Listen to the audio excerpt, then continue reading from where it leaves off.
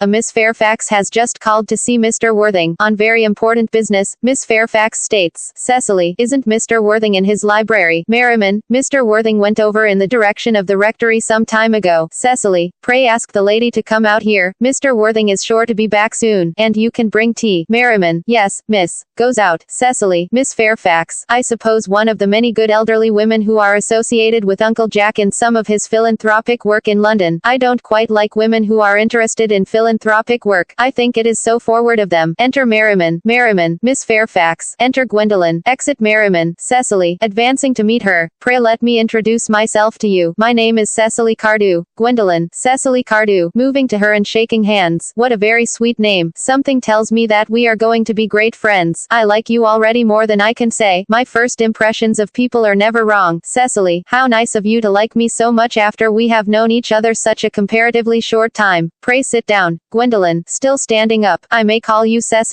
may I not? Cecily, with pleasure. Gwendolyn, and you will always call me Gwendolyn, won't you? Cecily, if you wish. Gwendolyn, then that is all quite settled, is it not? Cecily, I hope so. A pause. They both sit down together. Gwendolyn, perhaps this might be a favorable opportunity for my mentioning who I am. My father is Lord Bracknell. You have never heard of Papa, I suppose. Cecily, I don't think so. Gwendolyn, outside the family circle, Papa, I am glad to say, is entirely unknown. I think that is quite as it should be. The home seems to me to be the proper sphere for the man, and certainly once a man begins to neglect his domestic duties he becomes painfully effeminate, does he not? And I don't like that. It makes men so very attractive. Cecily, Mama, whose views on education are remarkably strict, has brought me up to be extremely short-sighted. It is part of her system, so do you mind my looking at you through my glasses? Cecily, oh, not at all. Gwendolyn, I am very fond of being looked at. Gwendolyn, after examining Cecily carefully through a lorgnette, you are here on a short visit, I suppose. Cecily, oh no, I live here. Gwendolyn, severely, really, your mother, no doubt, or some female relative of advanced years, resides here also. Cecily, oh no, I have no mother, nor, in fact, any relations. Gwendolyn, indeed. Cecily, my dear guardian, with the assistance of Miss Prism, has the arduous task of looking after me. Gwendolyn, your guardian. Cecily, yes, I am Mr. Worthing's ward. Gwendolyn, oh, it is strange he never mentioned to me that he had a ward. How secretive of him. He grows more interesting hourly. I am not sure, however, that the news inspires me with feelings of unmixed delight. Rising and going to her, I am very fond of you, Cecily. I have liked you ever since I met you, but I am bound to state that now that I know that you are Mr. Worthing's ward, I cannot help expressing a wish you were, well, just a little older than you seem to be, and not quite so very alluring in appearance. In fact, if I may speak candidly, Cecily, pray do. I think that whenever one has anything unpleasant to say, one should always be quite candid. Gwendolyn, well, to speak with perfect candor, Cecily, I wish that you were fully 42, and more than usually plain for your age. Ernest has a strong upright nature. He is the very soul of truth and honor. Disloyalty would be as impossible to him as deception, but even men of the noblest possible moral character are extremely susceptible to the influence of the physical charms of others. Modern, no less than ancient history, supplies us with many most painful examples of what I refer to. If it were not so, indeed, history would be quite unreadable. Cecily, I beg your pardon. Gwendolyn, did you say Ernest? Gwendolyn, yes. Cecily, oh, but it is not Mr. Ernest Worthing who is my guardian. It is his brother, his elder brother. Gwendolyn, sitting down again. Ernest never mentioned to me that he had a brother. Cecily, I am sorry to say they have not been on good terms for a long time. Gwendolyn, ah, that accounts for it. And now that I think of it, I have never heard any man mention his brother. The subject seems distasteful to most men. Cecily, you have lifted a load from my mind. I was growing almost anxious. It would have been terrible if any cloud had come across a friendship like ours, would it not? Of course you are quite sure that it is not Mr. Ernest Worthing who is your guardian. Cecily, quite sure. A pause. In fact, I am going to be his. Gwendolyn, inquiringly, I beg your pardon. Cecily, rather shy and confidingly, dearest Gwendolyn, there is no reason why I should make a secret of it to you. Our little county newspaper is sure to chronicle the fact next week. Mr. Ernest Worthing and I are engaged to be married. Gwendolyn, quite politely, rising, my darling Cecily, I think there must be some slight error. Mr. Ernest Worthing is engaged to me. The announcement will appear in the Morning Post on Saturday at the latest. Cecily, very politely, rising, I am afraid you must be under some misconception. Ernest proposed to me exactly 10 minutes ago. Shows diary. Gwendolyn, examines diary through her lorgnette carefully. It is certainly very curious, for he asked me to be his wife yesterday afternoon at 5:30. If you would care to verify the incident, pray do so. Produces diary of her own. I never travel without my diary. One should always have something sensational to read in the train. I am so sorry, dear Cecily, if it is any disappointment to you, but I am afraid I have the prior claim. Cecily, it would distress me more than I can tell you, dear Gwendolyn, if it caused you any mental or physical anguish, but I feel bound to point out that since Ernest proposed to you he clearly has changed his mind. Gwendolyn, meditatively, if the poor fellow has been entrapped into any foolish promise I shall consider it my duty to rescue him at once, and with a firm hand. Cecily, thoughtfully and sadly, whatever unfortunate entanglement my dear boy may have got into, I will never reproach him with it after we are married. Gwendolen, do you allude to me, Miss Cardew, as an entanglement? You are presumptuous. On an occasion of this kind it becomes more than a moral duty to speak one's mind. It becomes a pleasure. Cecily, do you suggest, Miss Fairfax, that I entrapped Ernest into an engagement? How dare you? This is no time for wearing the shallow mask of manners. When I see a spade I call it a spade. Gwendolen, satirically, I am glad to say that I have never seen a spade. It is obvious that our social spheres have been widely different. Enter Merriman, followed by the footman. He carries a salver, tablecloth, and plate stand. Cecily is about to retort. The presence of the servants exercises a restraining influence, under which both girls chafe. Merriman, shall I lay tea here as usual, Miss? Cecily, sternly, in a calm voice. Yes, as usual. Merriman begins to clear table and lay cloth. A long pause. Cecily and Gwendolen glare at each other. Gwendolen, are there many interesting walks in the vicinity, Miss Cardew? Cecily, oh, yes, a great many. From the top of one of the hills quite close one can see 5 counties. Gwendolen, 5 counties. I don't think I should like that. I hate crowds. Cecily, sweetly, I suppose that is why you live in town. Gwendolen bites her lip, and beats her foot nervously with her parasol. Gwendolen, looking round, quite a well-kept garden this is, Miss Cardew. Cecily, so glad you like it, Miss Fairfax. Gwendolen, I had no idea there were any flowers in the country. Cecily, oh, flowers are as common here, Miss Fairfax, as people are in London. Gwendolen, personally I cannot understand how anybody manages to exist in the country, if anybody who is anybody does. The country always bores me to death. Cecily, ah, this is what the newspapers call agricultural depression, is it not? I believe the aristocracy are suffering very much from it just at present. It is almost an epidemic amongst them, I have been told. May I offer you some tea, Miss Fairfax?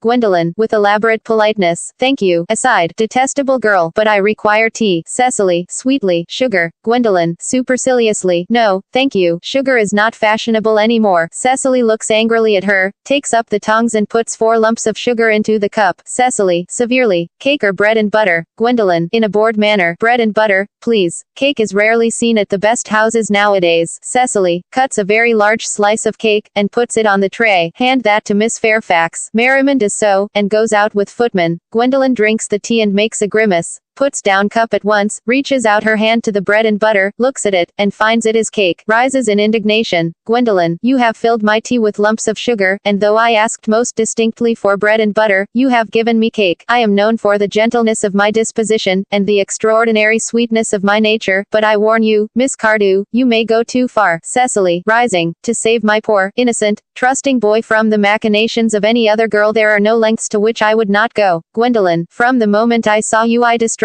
you. I felt that you were false and deceitful. I am never deceived in such matters. My first impressions of people are invariably right. Cecily, it seems to me, Miss Fairfax, that I am trespassing on your valuable time. No doubt you have many other calls of a similar character to make in the neighborhood. Enter Jack. Gwendolen, catching sight of him. Ernest, my own Ernest. Jack. Gwendolen, darling, offers to kiss her. Gwendolen, draws back. A moment. May I ask if you are engaged to be married to this young lady? Points to Cecily. Jack, laughing, to dear little Cecily. Of course not. What could have put such an idea into your pretty little head? Gwendolen, thank you. You may. Offers her cheek. Cecily, very sweetly. I knew there must be some misunderstanding, Miss Fairfax. The gentleman whose arm is at present round your waist is my guardian, Mr. John Worthing. Gwendolen, I beg your pardon. Cecily, this is Uncle Jack. Gwendolen, receding. Jack, oh, enter Algernon. Cecily, here is Ernest. Algernon, goes straight over to Cecily without noticing anyone else. My own love. Offers to kiss her. Cecily, drawing back. A moment. Ernest, may I ask you, are you engaged to be married to this young lady? Algernon, looking round. To what young lady? Good heavens. Gwendolen, Cecily, yes, to good heavens. Gwendolen, I mean to Gwendolen. Algernon, laughing, of course not. What could have put such an idea into your pretty little head? Cecily, thank you. Presenting her cheek to be kissed. You may. Algernon kisses her. Gwendolen, I felt there was some slight error, Miss Cardew. The gentleman who is now embracing you is my cousin, Mr. Algernon Moncrief. Cecily, breaking away from Algernon. Algernon Moncrief. Oh, the two girls move towards each other and put their arms round each other's waists as if for protection. Cecily, are you called Algernon? Algernon, I cannot cannot deny it. Cecily. Oh, Gwendolyn, is your name really John? Jack, standing rather proudly. I could deny it if I liked. I could deny anything if I liked, but my name certainly is John. It has been John for years. Cecily, to Gwendolyn, a gross deception has been practiced on both of us. Gwendolyn, my poor wounded Cecily. Cecily, my sweet wronged Gwendolyn. Gwendolyn, slowly and seriously, you will call me sister, will you not? They embrace. Jack and Algernon groan and walk up and down. Cecily, rather brightly, there is just one question I would like to be allowed to ask my guardian. Gwendolyn, an admirable idea. Mr. Worthing, there is just one question I would like to be permitted to put to you. Where is your brother Ernest? We are both engaged to be married to your brother Ernest, so it is a matter of some importance to us to know where your brother Ernest is at present. Jack, slowly and hesitatingly. Gwendolyn, Cecily, it is very painful for me to be forced to speak the truth. It is the first time in my life that I have ever been reduced to such a painful position, and I am really quite inexperienced in doing anything of the kind. However, I will tell you quite frankly that I have no brother Ernest. I have no brother at all. I never had a brother in my life, and I certainly have not the smallest intention of ever having one in the future. Cecily, surprised, no brother at all. Jack, cheerily, none. Gwendolyn, severely, had you never a brother of any kind? Jack, pleasantly, never, not even of any kind. Gwendolyn, I am afraid it is quite clear, Cecily, that neither of us is engaged to be married to anyone. Cecily, it is not a very pleasant position for a young girl suddenly to find herself in, is it? Gwendolyn, let us go into the house. They will hardly venture to come after us there. Cecily, no, men are so cowardly, aren't they? They retire into the house with scornful looks. Jack, this ghastly state of things is what you call bunburying, I suppose. Algernon, yes, and a perfectly wonderful bunbury it is. The most wonderful bunbury I have ever had in my life. Jack, well, you've no right whatsoever to bunbury here. Algernon, that is absurd. One has a right to bunbury anywhere one chooses. Every serious bunburyist knows that. Jack, serious bunburyist. Good heavens. Algernon, well, one must be serious about something, if one wants to have any amusement in life. I happen to be serious about bunburying. What on earth you are serious about I haven't got the remotest idea. About everything, I should fancy. You have such an absolutely trivial nature. Jack, well, the only small satisfaction I have in the whole of this wretched business is that your friend Bunbury is quite exploded. You won't be able to run down to the country quite so often as you used to do, dear Algy, and a very good thing too. Algernon, your brother is a little off color, isn't he? Dear Jack, you won't be able to disappear to London quite so frequently as your wicked custom was, and not a bad thing either. Jack, as for your conduct towards Miss Cardew, I must say that your taking in a sweet, simple, innocent girl like that is quite inexcusable, to say nothing of the fact that she is my ward. Algernon, I can see no possible defense at all for your deceiving a brilliant, clever, thoroughly experienced young lady like Miss Fairfax, to say nothing of the fact that she is my cousin. Jack, I wanted to be engaged to Gwendolyn, that is all. I love her. Algernon, well, I simply wanted to be engaged to Cecily. I adore her. Jack, there is certainly no chance of your marrying Miss Cardew. Algernon, I don't think there is much likelihood, Jack, of you and Miss Fairfax being united. Jack, well, that is no business of yours. Algernon, if it was my business, I wouldn't talk about it. Begins to eat muffins. It is very vulgar to talk about one's business. Only people like stockbrokers do that, and then merely at dinner parties. Jack, how can you sit there, calmly eating muffins when we are in this horrible trouble? I can't make out. You seem to me to be perfectly heartless. Algernon, well, I can't eat muffins in an agitated manner. The butter would probably get on my cuffs. One should always eat muffins quite calmly. It is the only way to eat them. Jack, I say it's perfectly heartless you're eating muffins at all, under the circumstances. Algernon, when I am in trouble, eating is the only thing that consoles me. Indeed, when I am in really great trouble, as anyone who knows me intimately will tell you, I refuse everything except food and drink. At the present moment I am eating muffins because I am unhappy. Besides, I am particularly fond of muffins. Rising. Jack, rising. Well, that is no reason why you should eat them all in that greedy way. Takes muffins from Algernon. Algernon, offering tea cake. I wish you would have tea cake instead. I don't like tea cake. Jack, good heavens. I suppose a man may eat his own muffins in his own garden. Algernon, but you have just said it was perfectly heartless to eat muffins. Jack, I said it was perfectly heartless of you, under the circumstances. That is a very different thing. Algernon, that may be, but the muffins are the same. He seizes the muffin dish from Jack. Jack, Algy, I wish to goodness you would go. Algernon, you can't possibly ask me to go without having some dinner. It's absurd. I never go without my dinner. No one ever does, except vegetarians and people like that. Besides, I have just made arrangements with Dr. Chasuble to be christened at 5:45 under the name of Earnest. Jack, my dear fellow, the sooner you give up that nonsense the better. I made arrangements this morning with Dr. Chasuble to be christened myself at 5.30, and I naturally will take the name of Earnest. Gwendolyn would wish it. We can't both be christened Earnest. It's absurd. Besides, I have a perfect right to be christened if I like. There is no evidence at all that I have ever been christened by anybody. I should think it extremely probable I never was, and so does Drive. Chasuble. It is entirely different in your case. You have been christened already. Algernon. Yes, but I have not been christened for years. Jack. Yes, but you have been christened. That is the important thing. Algernon. Quite so. So I know my constitution can stand it. If you are not quite sure about your ever having been christened, I must say I think it rather dangerous you're venturing on it now. It might make you very unwell. You can hardly have forgotten that someone very closely connected with you was very nearly carried off this week in Paris by a severe chill. Jack. Yes, but you said yourself that a severe chill was not hereditary. Algernon. It usedn't to be. I know, but I dare say it is now. Science is always making wonderful improvements in things. Jack. Picking up the muffin dish. Oh, that is nonsense. You are always talking nonsense. Algernon. Jack, you are at the muffins again. I wish you wouldn't. There are only 2 left. Takes them. I told you I was particularly fond of muffins. Jack. But I hate tea cake. Algernon. Why on earth then do you allow tea cake to be served up for your guests? What ideas you have of hospitality. Jack. Algernon. I have already told you to go. I don't want you here. Why don't you go? Algernon. I haven't quite finished my tea yet, and there is still 1 muffin left. Jack groans, and sinks into a chair. Algernon still continues eating. Act drop. 3rd act. Scene. Morning room at the manor house. Gwendolyn and Cecily are at the window, looking out into the garden. Gwendolyn. The fact that they did not follow us at once into the house, as anyone else would have done, seems to me to show that they have some sense of shame left. Cecily. They have been eating muffins. That looks like repentance. Gwendolyn. After a pause. They don't seem to notice us at all. Couldn't you cough? Cecily. But I haven't got a cough. Gwendolyn. They're looking at us. What effrontery. Cecily. They're approaching. That's very forward of them. Gwendolyn. Let us preserve a dignified silence. Cecily. Certainly. It's the only thing to do now. Enter Jack followed by Algernon. They whistle some dreadful popular air from a British opera. Gwendolyn. This dignified silence seems to produce an unpleasant effect. Cecily. A most distasteful one. Gwendolyn. But we will not be the first to speak. Cecily. Certainly not. Gwendolyn. Mr. Worthing, I have something very particular to ask you. Much depends on your reply. Cecily. Gwendolyn. Your common sense is invaluable. Mr. Moncrief, kindly answer me the following question. Why did you pretend to be my guardian's brother? Algernon. In order that I might have an opportunity of meeting you. Cecily. To Gwendolyn. That certainly seems a satisfactory explanation, does it not? Gwendolyn. Yes, dear, if you can believe him. Cecily. I don't. But that does not affect the wonderful beauty of his answer. Gwendolyn. True. In matters of grave importance, style, not sincerity is the vital thing. Mr. Worthing, what explanation can you offer to me for pretending to have a brother? Was it in order that you might have an opportunity of coming up to town to see me as often as possible? Jack. Can you doubt it, Miss Fairfax? Gwendolyn. I have the gravest doubts upon the subject, but I intend to crush them. This is not the moment for German skepticism. Moving to Cecily. Their explanations appear to be quite satisfactory, especially Mr. Worthing's. That seems to me to have the stamp of truth upon it. Cecily. I am more than content with what Mr. Moncrief said. His voice alone inspires one with absolute credulity. Gwendolyn. Then you think we should forgive them? Cecily. Yes. I mean no. Gwendolyn. True. I had forgotten. There are principles at stake that one cannot surrender. Which of us should tell them? The task is not a pleasant one. Cecily. Could we not both speak at the same time? Gwendolyn. An excellent idea. I nearly always speak at the same time as other people. Will you take the time from me? Cecily. Certainly. Gwendolyn beats time with uplifted finger. Gwendolyn and Cecily, speaking together. Your Christian names are still an insuperable barrier. That is all. Jack and Algernon, speaking together. Our Christian names. Is that all? But we are going to be christened this afternoon. Gwendolyn. To Jack. For my sake you are prepared to do this terrible thing. Jack. I am. Cecily. To Algernon. To please me you are ready to face this fearful ordeal. Algernon. I am. Gwendolyn. How absurd to talk of the equality of the sexes. Where questions of self-sacrifice are concerned, men are infinitely beyond us. Jack. We are. Clasps hands with Algernon. Cecily. They have moments of physical courage of which we women know absolutely nothing. Gwendolyn. To Jack. Darling. Algernon. To Cecily. Darling. They fall into each other's arms. Enter Merriman. When he enters he coughs loudly, seeing the situation. Merriman. Ahem. Ahem. Lady Bracknell. Jack. Good heavens. Enter Lady Bracknell. The couples separate in alarm. Exit Merriman. Lady Bracknell. Gwendolen. What does this mean? Gwendolen. Merely that I am engaged to be married to Mr. Worthing, Mama. Lady Bracknell. Come here. Sit down. Sit down immediately. Hesitation of any kind is a sign of mental decay in the young, of physical weakness in the old. Turns to Jack. Apprised, sir, of my daughter's sudden flight by her trusty maid, whose confidence I purchased by means of a small coin, I followed her at once by a luggage train. Her unhappy father is, I am glad to say, under the impression that she is attending a more than usually lengthy lecture by the University Extension Scheme on the influence of a permanent income on thought. I do not propose to undeceive him. Indeed, I have never undeceived him on any question. I would consider it wrong, but of course, you will clearly understand that all communication between yourself and my daughter must cease immediately from this moment. On this point, as indeed on all points, I am firm. Jack, I am engaged to be married to Gwendolen. Lady Bracknell. Lady Bracknell, you are nothing of the kind, sir. And now, as regards Algernon. Algernon. Yes, Aunt Augusta. Lady Bracknell, may I ask if it is in this house that your invalid friend Mr. Bunbury resides? Algernon, stammering. Oh, no, Bunbury doesn't live here. Bunbury is somewhere else at present. In fact, Bunbury is dead. Lady Bracknell, dead. When did Mr. Bunbury die? His death must have been extremely sudden. Algernon, airily. Oh, I killed Bunbury this afternoon. I mean poor Bunbury died this afternoon. Lady Bracknell, what did he die of? Algernon, Bunbury. Oh, he was quite exploded. Lady Bracknell, exploded. Was he the victim of a revolutionary outrage? I was not aware that Mr. Bunbury was interested in social legislation. If so, he is well punished for his morbidity. Algernon, my dear Aunt Augusta, I mean he was found out. The doctors found out that Bunbury could not live. That is what I mean. So Bunbury died. Lady Bracknell, he seems to have had great confidence in the opinion of his physicians. I am glad, however, that he made up his mind at the last to some definite course of action, and acted under proper medical advice. And now that we have finally got rid of this Mr. Bunbury, may I ask, Mr. Worthing, who is that young person whose hand my nephew Algernon is now holding in what seems to me a peculiarly unnecessary manner? Jack, that lady is Miss Cecily Cardew, my ward. Lady Bracknell bows coldly to Cecily. Algernon, I am engaged to be married to Cecily, Aunt Augusta. Lady Bracknell, I beg your pardon. Cecily, Mr. Moncrief and I are engaged to be married. Lady Bracknell,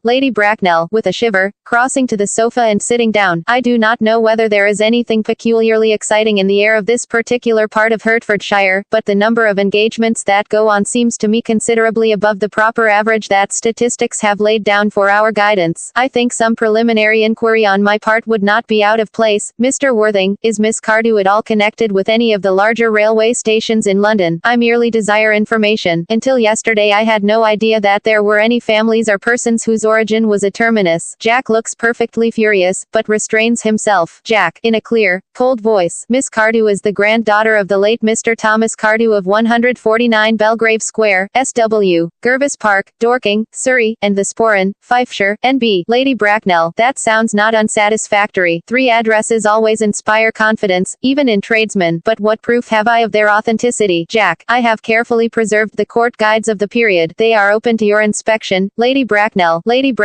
grimly, I have known strange errors in that publication. Jack, Miss Cardew's family solicitors are Messrs. Markby, and Markby. Lady Bracknell, Markby, and Markby, a firm of the very highest position in their profession. Indeed, I am told that one of the Mr. Markbys is occasionally to be seen at dinner parties. So far I am satisfied. Jack, very irritably, how extremely kind of you. Lady Bracknell, I have also in my possession, you will be pleased to hear, certificates of Miss Cardew's birth, baptism, whooping cough, registration, vaccination, confirmation, and the measles, both the German and the English variety. Lady Bracknell, ah, a life crowded with incident, I see, though perhaps somewhat too exciting for a young girl. I am not myself in favor of premature experiences. Rises, looks at her watch. Gwendolen, the time approaches for our departure. We have not a moment to lose. As a matter of form, Mr. Worthing, I had better ask you if Miss Cardew has any little fortune. Jack, oh, about £130,000 in the funds. That is all. Goodbye, Lady Bracknell. So pleased to have seen you. Lady Bracknell, sitting down again. A moment, Mr. Worthing, £130,000, and in the funds. Miss Cardew seems to me a most attractive young lady, now that I look at her. Few girls of the present day have any really solid qualities, any of the qualities that last, and improve with time. We live, I regret to say, in an age of surfaces. To Cecily, come over here, dear. Cecily goes across. Pretty child, your dress is sadly simple, and your hair seems almost as nature might have left it, but we can soon alter all that. A thoroughly experienced French maid produces a really marvelous result in a very brief space of time. I remember recommending one to young Lady Lansing, and after 3 months her own husband did not know her, Jack, and after 6 months nobody knew her. Lady Bracknell glares at Jack for a few moments, then bends, with a practiced smile, to Cecily. Kindly turn round, sweet child. Cecily turns completely round. No, the side view is what I want. Cecily presents her profile. Yes, quite as I expected. There are distinct social possibilities in your profile. The two weak points in our age are its want of principle and its want of profile. The chin a little higher, dear. Style largely depends on the way the chin is worn. They are worn very high, just at present. Algernon. Yes, Aunt Augusta. Lady Bracknell. There are distinct social possibilities in Miss Cardew's profile. Algernon. Cecily is the sweetest, dearest, prettiest girl in the whole world, and I don't care twopence about social possibilities. Lady Bracknell. Never speak disrespectfully of society, Algernon. Only people who can't get into it do that. To Cecily. Dear child, of course you know that Algernon has nothing but his debts to depend upon, but I do not approve of mercenary marriages. When I married Lord Bracknell I had no fortune of any kind, but I never dreamed for a moment of allowing that to stand in my way. Well, I suppose I must give my consent. Algernon. Thank you, Aunt Augusta. Lady Bracknell. Cecily. You may kiss me. Cecily kisses her. Thank you, Lady Bracknell. Lady Bracknell. You may also address me as Aunt Augusta for the future. Cecily. Thank you, Aunt Augusta. Lady Bracknell. The marriage, I think, had better take place quite soon. Algernon. Thank you, Aunt Augusta. Cecily. Thank you, Aunt Augusta. Lady Bracknell. To speak frankly, I am not in favor of long engagements. They give people the opportunity of finding out each other's character before marriage, which I think is never advisable. Jack. I beg your pardon for interrupting you, Lady Bracknell, but this engagement is quite out of the question. I am Miss Cardew's guardian, and she cannot marry without my consent until she comes of age. That consent I absolutely decline to give. Lady Bracknell. Upon what grounds may I ask? Algernon is an extremely, I may almost say an ostentatiously, eligible young man. He has nothing, but he looks everything. What more can one desire? Jack. It pains me very much to have to speak frankly to you, Lady Bracknell, about your nephew, but the fact is that I do not approve at all of his moral character. I suspect him of being untruthful. Algernon and Cecily look at him in indignant amazement. Lady Bracknell. Untruthful. My nephew Algernon. Impossible. He is an Oxonian. Jack. I fear there can be no possible doubt about the matter. This afternoon during my temporary absence in London on an important question of romance, he obtained admission to my house by means of the false pretense of being my brother. Under an assumed name he drank, I've just been informed by my butler, an entire pint bottle of my Perrier Jouet, Brut, 89, wine I was specially reserving for myself. Continuing his disgraceful deception, he succeeded in the course of the afternoon in alienating the affections of my only ward. He subsequently stayed to tea, and devoured every single muffin, and what makes his conduct all the more heartless is, that he was perfectly well aware from the first that I have no brother, that I never had a brother, and that I don't intend to have a brother, not even of any kind. I distinctly told him so myself yesterday afternoon. Lady Bracknell. Ahem. Mr. Worthing, after careful consideration I have decided entirely to overlook my nephew's conduct to you. Jack. That is very generous of you, Lady Bracknell. My own decision, however, is unalterable. I decline to give my consent. Lady Bracknell. To Cecily. Come here, sweet child. Cecily goes over. How old are you, dear? Cecily. Well, I am really only 18, but I always admit to 20 when I go to evening parties. Lady Bracknell. You are perfectly right in making some slight alteration. Indeed, no woman should ever be quite accurate about her age. It looks so calculating, in a meditative manner. 18, but admitting to 20 at evening parties. Well, it will not be very long before you are of age and free from the restraints of tutelage, so I don't think your guardian's consent is, after all, a matter of any importance. Jack. Pray excuse me, Lady Bracknell, for interrupting you again, but it is only fair to tell you that according to the terms of her grandfather's will Miss Cardew does not come legally of age till she is 35. Lady Bracknell. That does not seem to me to be a grave objection. 35 is a very attractive age. London society is full of women of the very highest birth who have, of their own free choice, remained 35 for years. Lady Dumbleton is an instance in point. To my own knowledge she has been 35 ever since she arrived at the age of 40, which was many years ago now. I see no reason why our dear Cecily should not be even still more attractive at the age you mention than she is at present. There will be a large accumulation of property. Cecily. Algy. Could you wait for me till I was 35? Algernon, of course I could. Cecily, you know I could. Cecily, yes, I felt it instinctively, but I couldn't wait all that time. I hate waiting even 5 minutes for anybody. It always makes me rather cross. I am not punctual myself, I know, but I do like punctuality in others, and waiting, even to be married, is quite out of the question. Algernon, then what is to be done? Cecily, I don't know, Mr. Moncrief. Lady Bracknell, my dear Mr. Worthing, as Miss Cardew states positively that she cannot wait till she is 35, a remark which I am bound to say seems to me to show a somewhat impatient nature, I would beg of you to reconsider your decision, Jack. But my dear Lady Bracknell, the matter is entirely in your own hands. The moment you consent to my marriage with Gwendolen, I will most gladly allow your nephew to form an alliance with my ward. Lady Bracknell, rising and drawing herself up, you must be quite aware that what you propose is out of the question, Jack. Then a passionate celibacy is all that any of us can look forward to. Lady Bracknell, that is not the destiny I propose for Gwendolen. Algernon, of course, can choose for himself. Pulls out her watch. Come, dear. Gwendolen rises. We have already missed 5, if not 6, trains. To miss any more might expose us to comment on the platform. Enter drive. Chasuble. Everything is quite ready for the christenings. Lady Bracknell, the christenings, sir, is not that somewhat premature? Chasuble, looking rather puzzled, and pointing to Jack and Algernon. Both these gentlemen have expressed a desire for immediate baptism. Lady Bracknell, at their age, the idea is grotesque and irreligious. Algernon, I forbid you to be baptized. I will not hear of such excesses. Lord Bracknell would be highly displeased if he learned that that was the way in which you wasted your time and money. Chasuble, am I to understand then that there are to be no christenings at all this afternoon? Jack, I don't think that, as things are now, it would be of much practical value to either of us. Dr. Chasuble, I am grieved to hear such sentiments from you, Mr. Worthing. They savor of the heretical views of the Anabaptists, views that I have completely refuted in 4 of my unpublished sermons. However, as your present mood seems to be one peculiarly secular, I will return to the church at once. Indeed, I have just been informed by the pew opener that for the last hour and a half Miss Prism has been waiting for me in the vestry. Lady Bracknell, starting. Miss Prism, did I hear you mention a Miss Prism? Chasuble, yes, Lady Bracknell, I am on my way to join her. Lady Bracknell, pray allow me to detain you for a moment. This matter may prove to be one of vital importance to Lord Bracknell and myself. Is this Miss Prism a female of repellent aspect, remotely connected with education? Chasuble, somewhat indignantly, she is the most cultivated of ladies, and the very picture of respectability. Lady Bracknell, it is obviously the same person. May I ask what position she holds in your household? Chasuble, severely, I am a celibate, madam. Jack, interposing, Miss Prism, Lady Bracknell, has been for the last 3 years Miss Cardew's esteemed governess and valued companion. Lady Bracknell, in spite of what I hear of her, I must see her at once. Let her be sent for. Chasuble, looking off, she approaches, she is nigh. Enter Miss Prism hurriedly. Miss Prism, I was told you expected me in the vestry. Dear Canon, I have been waiting for you there for an hour and 3/4. Catches sight of Lady Bracknell, who has fixed her with a stony glare. Miss Prism grows pale and quails. She looks anxiously round as if desirous to escape. Lady Bracknell, in a severe, judicial voice. Prism. Miss Prism bows her head in shame. Come here, Prism. Miss Prism approaches in a humble manner. Prism, where is that baby? General consternation. The Canon starts back in horror. Algernon and Jack pretend to be anxious to shield Cecily and Gwendolen from hearing the details of a terrible public scandal. 28 years ago, Prism, you left Lord Bracknell's house, number 104, Upper Grosvenor Street, in charge of a perambulator that contained a baby of the male sex. You never returned. A few weeks later, through the elaborate investigations of the Metropolitan Police, the perambulator was discovered at midnight, standing by itself in a remote corner of Bayswater. It contained the manuscript of a 3-volume novel of more than usually revolting sentimentality. Miss Prism starts in involuntary indignation, but the baby was not there. Everyone looks at Miss Prism. Prism, where is that baby? A pause. Miss Prism, Lady Bracknell, I admit with shame that I do not know. I only wish I did. The plain facts of the case are these. On the morning of the day you mention, a day that is forever branded on my memory, I prepared as usual to take the baby out in its perambulator. I had also with me a somewhat old, but capacious handbag in which I had intended to place the manuscript of a work of fiction that I had written during my few unoccupied hours, in a moment of mental abstraction, for which I never can forget. forgive myself. I deposited the manuscript in the bassinet, and placed the baby in the handbag. Jack, who has been listening attentively. But where did you deposit the handbag? Miss Prism. Do not ask me, Mr. Worthing. Jack, Miss Prism, this is a matter of no small importance to me. I insist on knowing where you deposited the handbag that contained that infant. Miss Prism, I left it in the cloakroom of one of the larger railway stations in London. Jack, what railway station? Miss Prism, quite crushed. Victoria, the Brighton line, sinks into a chair. Jack, I must retire to my room for a moment. Gwendolen, wait here for me. Gwendolen, if you are not too long, I will wait here for you all my life. Exit Jack in great excitement. Chasuble, what do you think this means? Lady Bracknell,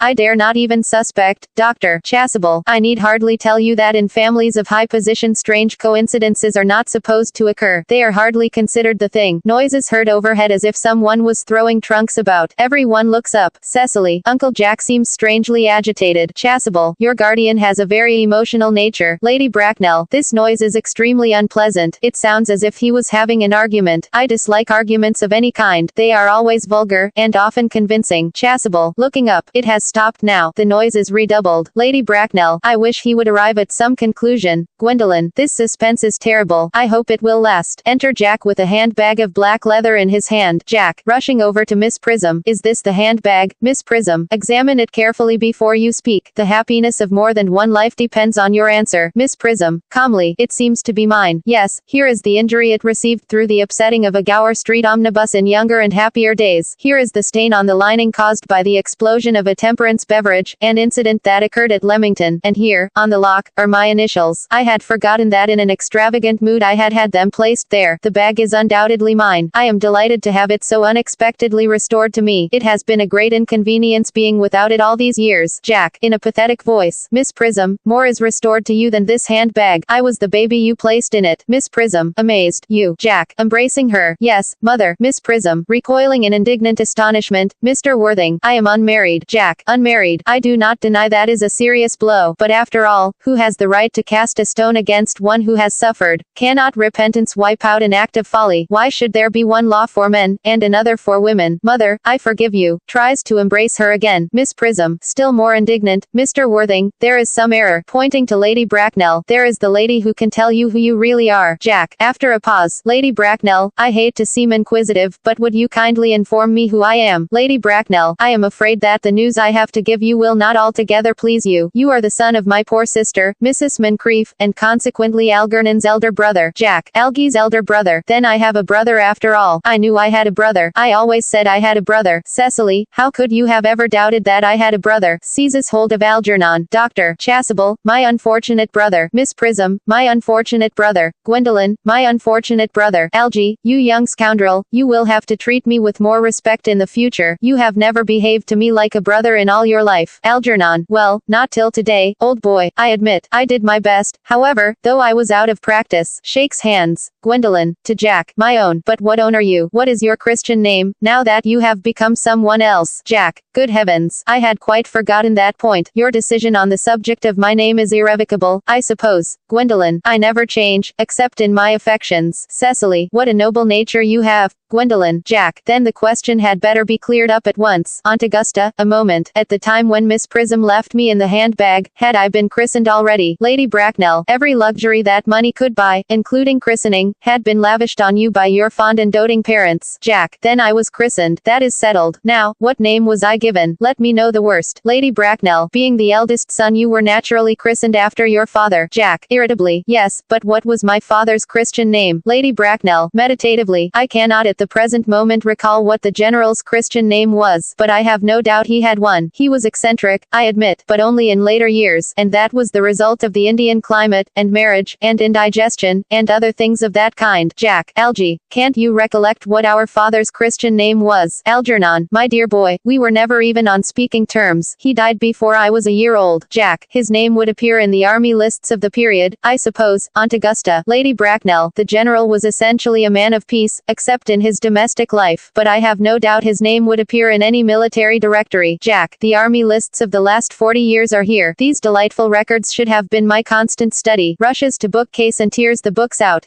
Generals, Malum, Maxbohm, Magley, what ghastly names they have. Markby, Migsby, Mobbs, Moncrief, Lieutenant 1840, Captain, Lieutenant Colonel, Colonel, General 1869. Christian names, Earnest John. Puts book very quietly down and speaks quite calmly. I always told you, Gwendolyn, my name was Earnest, didn't I? Well, it is Earnest after all. I mean it naturally is Earnest. Lady Bracknell. Yes, I remember now that the general was called Earnest. I knew I had some particular reason for disliking the name. Gwendolyn. Earnest. My own Earnest. I felt from the first that you could have no other name. Jack. Gwendolyn, it is a terrible thing for a man to find out suddenly that all his life he has been speaking nothing but the truth. Can you forgive me? Gwendolyn. I can, for I feel that you are sure to change. Jack. My own one. Chasuble. To Miss Prism. Letitia. Embraces her. Miss Prism. Enthusiastically. Frederick. At last. Algernon. Cecily. Embraces her. At last. Jack. Gwendolyn. Embraces her. At last. Lady Bracknell. My nephew, you seem to be displaying signs of triviality. Jack. On the contrary, Aunt Augusta, I've now realized for the first time in my life the vital importance of being earnest. Tableau.